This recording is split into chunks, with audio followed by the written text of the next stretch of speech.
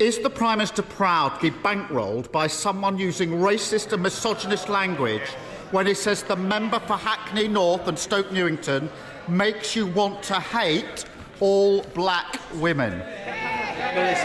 Mr. Speaker, the alleged comments were wrong, they were racist, and he has now, as I said, the comments were wrong, they were racist. He has rightly apologised for them, and that remorse should be accepted, Mr. Speaker. There is no place for racism in Britain, and the government that I lead is living proof of that. Mr. Speaker, the man bankrolling the Prime Minister also said that the member for Hackney North should be shot. How low would he have to sink? What racist, woman-hating threat of violence would he have to make before the Prime Minister plucked up the courage to hand back the £10 million that he's taken from him?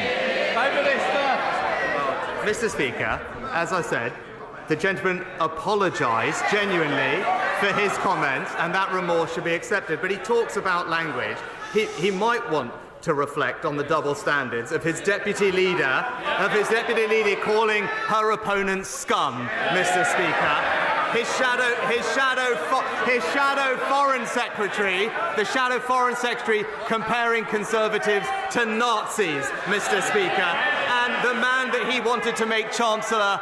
The man that he wanted to make Chancellor talking about lynching a female minister. His silence on that speaks volumes. Mr. Speaker, the difference is he's scared of his party. I've changed my party. And Mr. Speaker,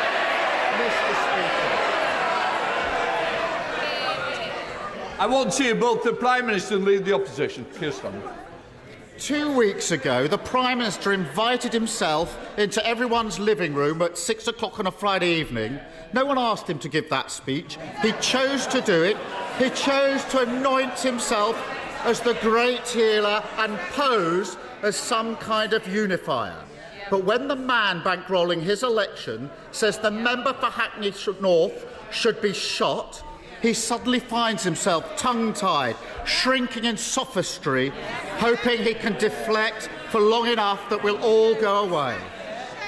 What does the Prime Minister think it was about the hundreds of millions of pounds of NHS contracts given to Frank Hester by his government that first attracted him to giving £10 million to the Tory party in the first place?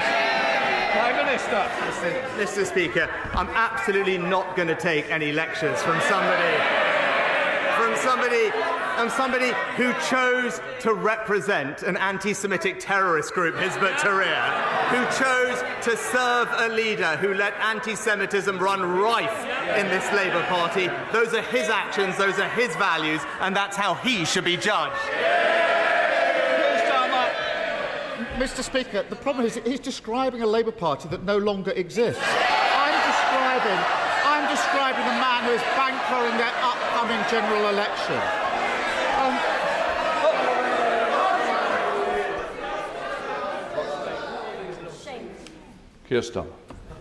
They can shout all they like. 2 weeks ago, he marched them out like fools to defend Islamophobia, and now the member for Ashfield is warming up the opposition benches for them.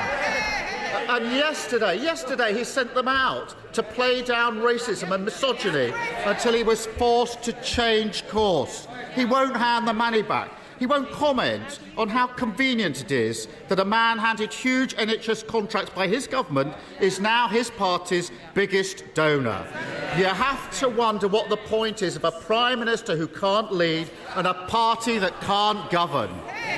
And Mr. Speaker, national insurance contributions fund state pensions and the NHS.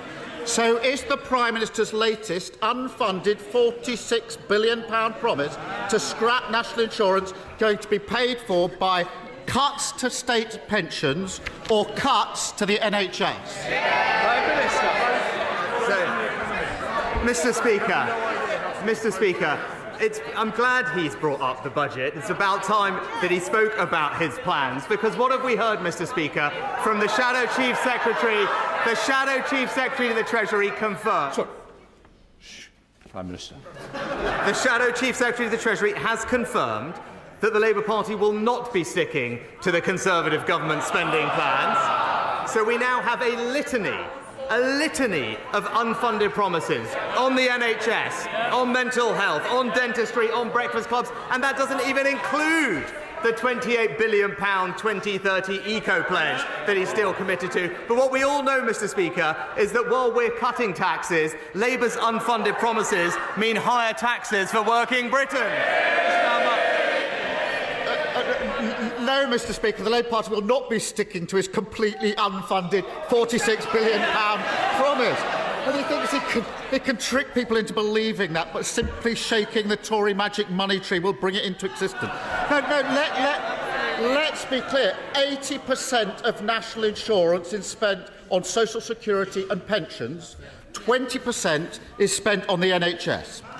So he's either cutting pensions or the NHS, or he will have to raise other taxes or borrowing. Which is it, Prime Minister? Mr. Speaker, I know it's not his strong point, but if you actually listened to the Chancellor last week, what he would have seen is NHS spending is going up, Mr. Speaker. It's going up. It's a plan that's backed by the NHS CEO, who says that we're giving her what she needs, and at the same time, we are responsibly cutting taxes for millions of people in work. An average worker benefiting from a £900 tax cut, Mr. Speaker. But what I'm hearing for him is he's against our plans to cut national insurance. The highest tax burden since the Second World War. I did listen to the Chancellor, £46 billion of unfunded commitments. They tried that under the last administration, and everybody else is paying the price.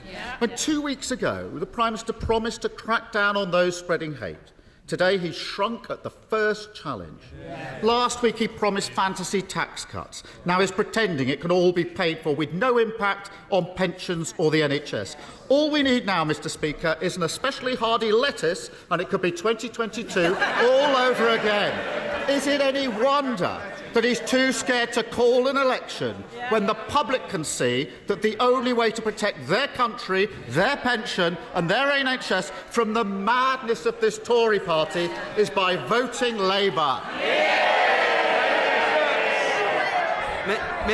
Mr. Speaker, again...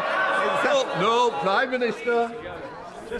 Mr. Speaker, he talks about pensions. Pensions are going up by around £900 in this year. It's this government that's protected the triple lock for the last 10 years. He talks about supporting working people. It's this government that's cutting taxes for every single person in work, Mr. Speaker. It's this government that's investing in the NHS, but all we have from him